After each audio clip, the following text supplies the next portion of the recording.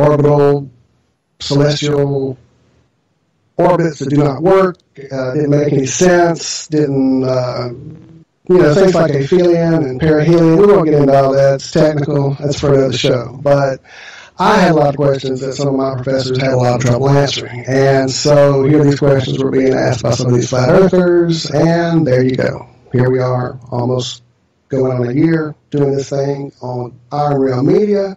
We met up with some crazy guys on Twitter, a bunch of great guys. We kind of come to consider them family at this point. We're going to meet one of them here in just a little while, Rob. He's from Australia. We have an interesting crew. You're going to get to know them throughout our time here on TFR. Some great guys with a lot of brain power who are really looking at some questions in our world. And hopefully we'll get you to questioning. And that's really all we want you to do, is to question some of the things you've been told by some of the authorities in the world.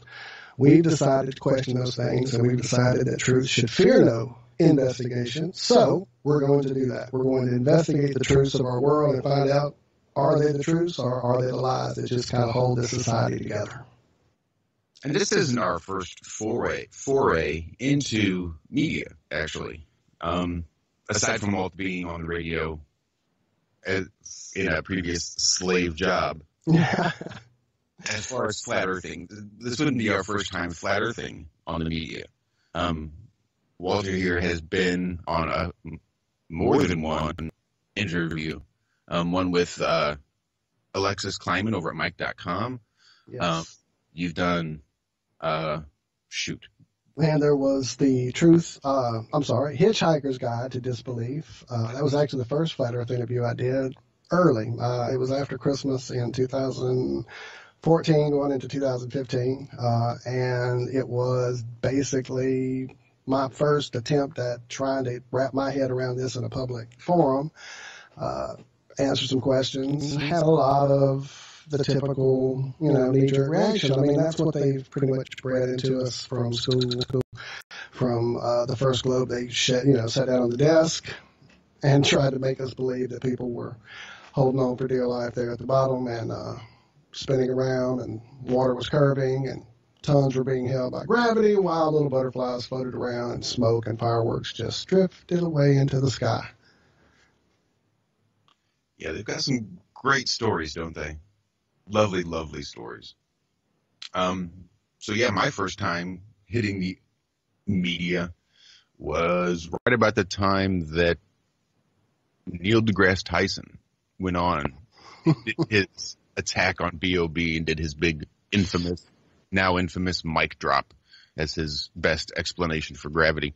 Anyway, I live in St. Louis, and their number one drive time talk radio host, Dave Glover, was doing his going over the news bits and saw this thing on B.O.B. and NDT, and was just doing a little thing on it with his producers and the people in the studio, and they were all just kind of starting to riff on it, and I could just tell they were getting ready to just, take the wind out of it right away. So I jumped on my phone, stepped outside my comfort zone and called in. And just all I wanted to do was to tell the call screener to tell them that the flat earth just isn't easily dismissed.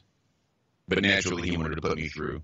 So I went on air and was talking to Dave Glover and told him, the flat earth, you can't just laugh it off and dismiss it, because there's a whole lot to it.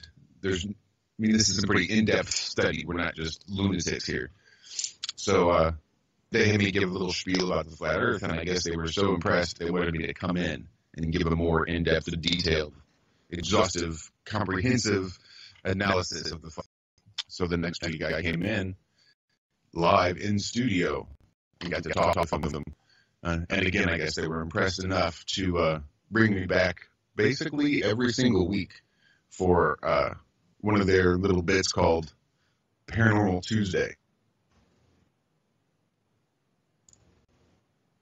Not necessarily flat earth every time. I'd hit some of the more recent sort of conspiracies that have been going on that they may not have been tuned into. But I did it all with the bent of a flat earther. So I think just that idea of seeing somebody process information that's not living on a ball was very interesting to them. I was on there for, well, about the year. I had my eyes closed, my ignorance was bliss, but then it died slow as I questioned my... What? What? What? What? 1, 2, 3, 4, 5, 6, 7, 8, 9. What's the 10th black commandment?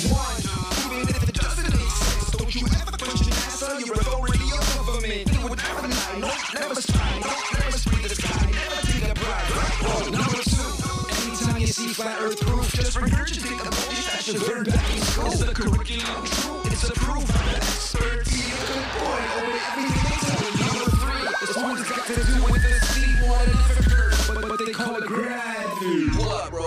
You don't believe in gravity? I call it density and buoyancy.